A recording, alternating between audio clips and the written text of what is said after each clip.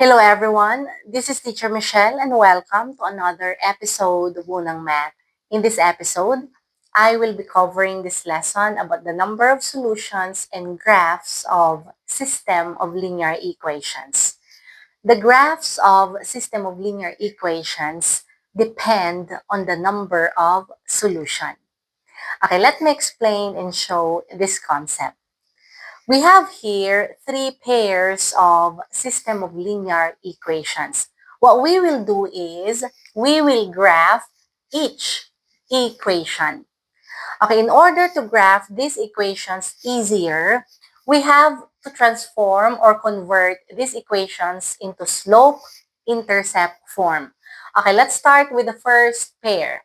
Let's start with x plus y is equal to 5. So if we will transform this into slope-intercept form, then this is now y is equal to negative x plus 5.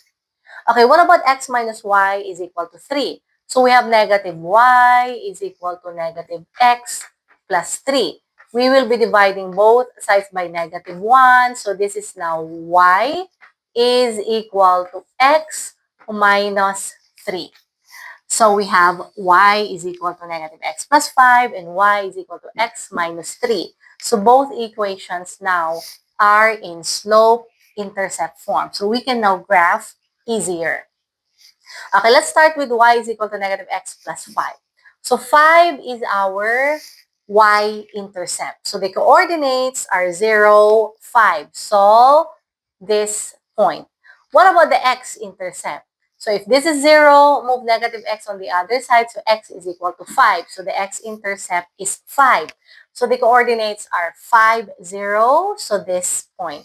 And if we're going to connect these 2 points, then the graph looks like this. So this is the graph of y is equal to negative x plus 5.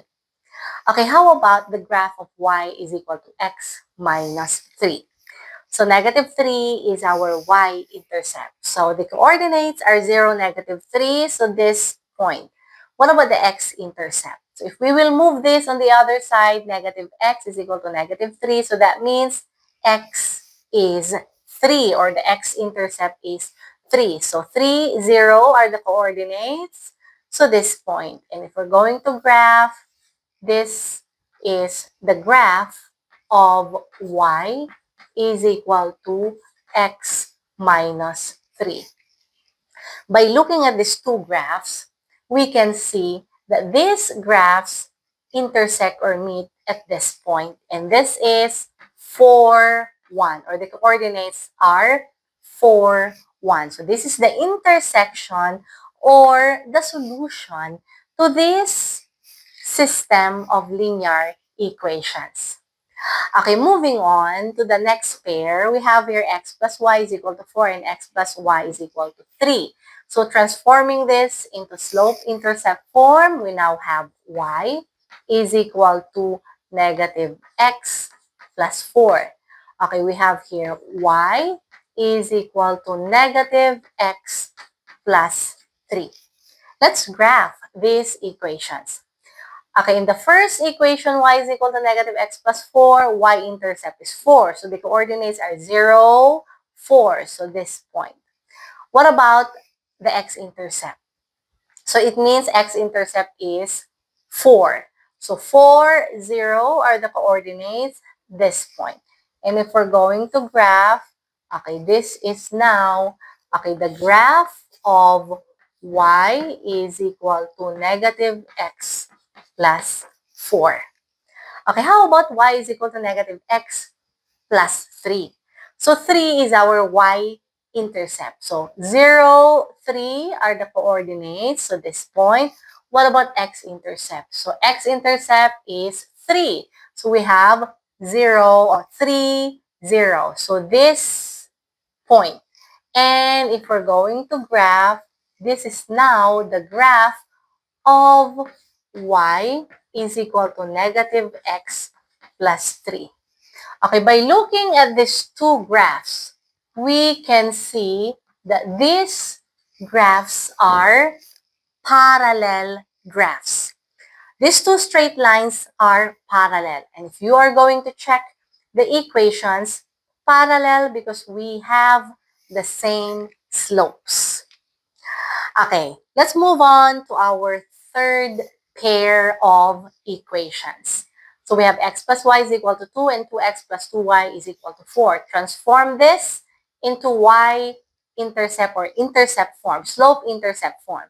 So we have here y is equal to negative x plus 2. Okay, what about 2x plus 2y is equal to 4? So we have 2y is equal to negative 2x plus 4. We have to divide both sides by 2. So y is equal to negative x plus 2. So y is equal to negative x plus 2. Y is equal to negative x plus 2. Y is equal to negative x plus 2. Y is equal to negative x plus 2. Exactly the same equation. So it means these equations are identical. So the graphs of these equations are exactly the same. So what is the y-intercept?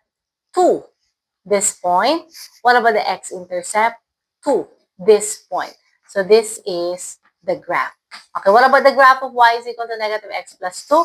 Exactly the same graph. So the graphs are identical because they have the same slopes and the same y-intercepts. Okay, so the number of solutions of the system of linear equations ax plus by is equal to c and a prime x plus b prime y is equal to c prime is equal to the number of intersection points of their graphs. So in summary, if the graph looks like this, as you can see, the two graphs intersect or meet at a point. So we have one solution or one point. And then that point is the intersection or the solution to that system of linear equations. Okay, in this second box, as you can see, the graphs are parallel. They did not meet or intersect at a point. The graphs or the lines are parallel. So, there are no solutions or we don't have solutions. So, we can say none or no solutions. Okay, in the third graph, as you can see, these graphs are identical or exactly the same. So equations are exactly the same, slopes are exactly the same, y-intercepts are exactly the same. So how are we going to, or how can we say the solution, or what will be the solution? We can say that all points are solutions to this system of linear equations. All the points here are solutions. Okay, this time, let's also try this concept check question. Given the system of equations, ax plus y is equal to 2 and 4x minus 2y is equal to negative 2b, we are going to find the conditions for a and b in each of the following cases. So our first case or our first sentence here is, the system has exactly one solution. So if the system has exactly one solution, we can think that the graphs meet or intersect at a certain point, and that point is the solution or the one solution to that system of linear equations. Okay, we are going to find the conditions for A and B. But first, we have to transform these equations into slope-intercept form. So this is now y is equal to negative ax plus 2. Okay, how about this one? So we have here negative 2y is equal to negative 4x minus 2b. Okay, dividing both sides by negative 2. So now we have y is equal to negative divided by negative is positive. So this is 2x. Negative divided by negative positive. So this is plus b. So y is equal to 2x plus b. So y is equal to 2x plus b. Okay, the system has exactly one solution. So it means the graph of these two equations intersect or meet at a certain point. So if the graphs meet or intersect at a certain point, the slopes must be different. So we have here 2. This is the slope of y is equal to 2x plus b. It's positive 2. So it means a, or the value of a here, must not be, it should not be equal to negative 2. Because if a is negative 2, so negative times negative 2, then it would be the same, positive 2. So a must not be negative 2. So that's the condition for the value of a in number 1. A must not be equal to negative 2.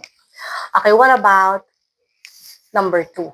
According to this one, the system has no solution.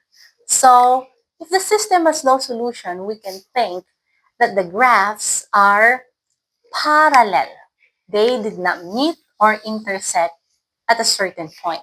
So, we have here y is equal to negative ax plus 2. Y is equal to 2x plus b.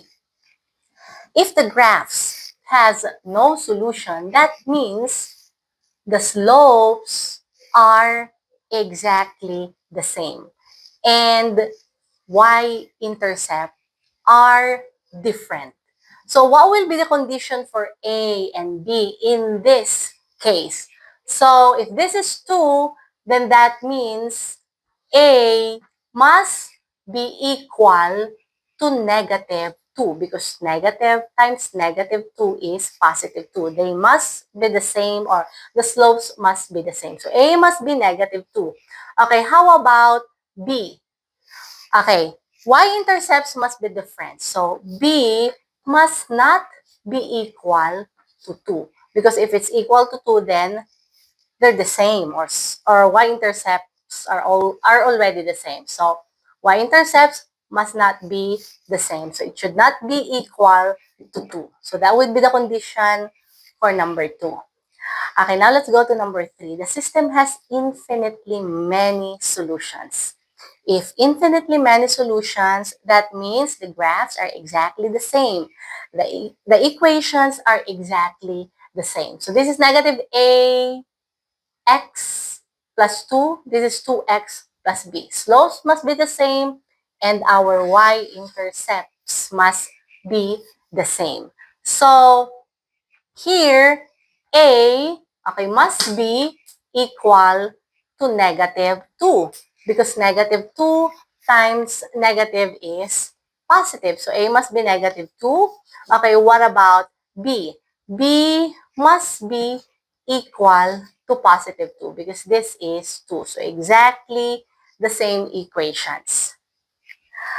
Okay, this time, let's answer the following questions. We have here this first question. Find the value of a such that the system of equations 2x minus 3y is equal to 2 and ax plus 6y is equal to 3 has no solution.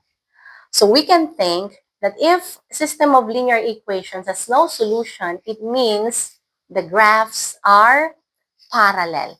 And if the graphs are parallel, slopes must be the same. Okay, so first, we have to transform these equations into slope-intercept form. So let's start with 2x minus 3y is equal to 2. So this is negative 3y is equal to negative 2x plus 2. Okay, dividing both sides by negative 3.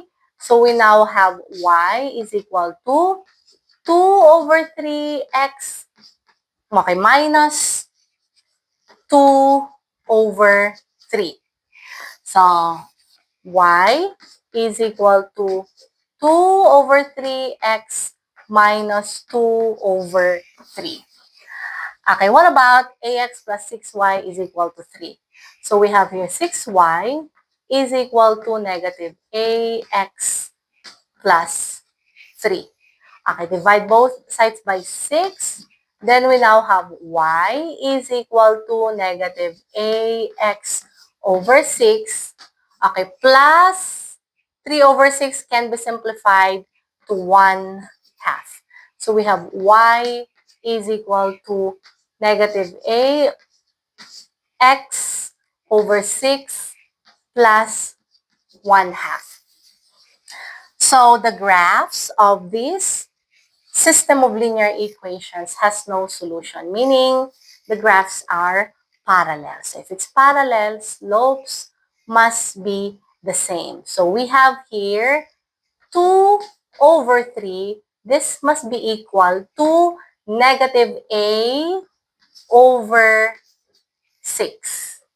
So 3 times negative a is negative 3a. And this is equal to 12. So meaning a must be equal to negative 4. So the value of a in this problem is negative 4. Okay, moving on to our last problem. We have here, given the system of equations, ax plus 12y is equal to b and negative 4x minus 3y is equal to negative 1, we will find the value of a plus b if the system has infinitely many solutions.